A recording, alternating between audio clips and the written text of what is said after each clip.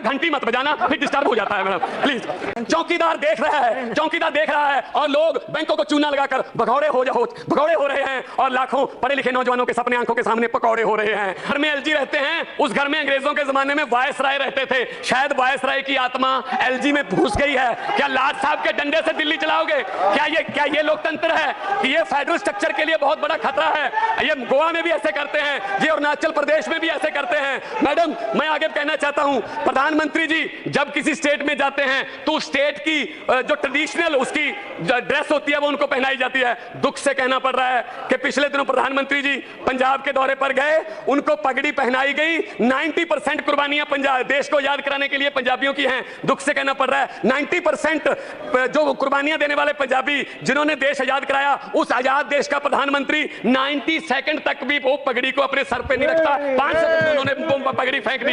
इससे पता चलता है कि माइनॉरिटीज की कितनी कदर है प्रधानमंत्री के दिल में। मैडम मैं ये कहना चाहता हूं, आज डिबेट किस बात पे चल रही है? बेरोजगारी पे तो कोई डिबेट ही नहीं चल रही। आज डिजिटल इंडिया पे तो बात ही नहीं कर रहा। आज डिबेट चल रही है हिंदू मुस्लिम पे। कोई भी टीवी लगा लो, हिंदू मुस्लिम। ये देश में जो ये विभाजन की जो राजनीति है ये बहुत ही खतरनाक है, ये बहुत ही देश को बांटने वाली बात है। मैडम पेट्रोल और डीजल के भाव कहां चले गए?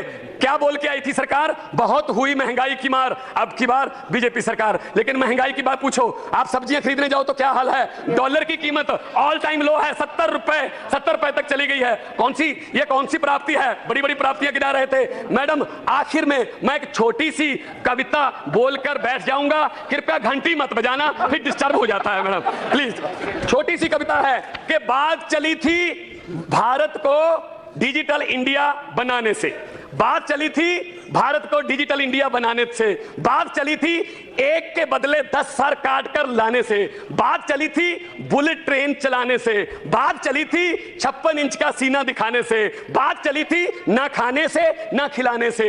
कहां गई वो 100 दिन में काले धन की बात? पिछले 4 साल से देश की जनता सुन रही है सिर्फ रेडियो पर मन की बात।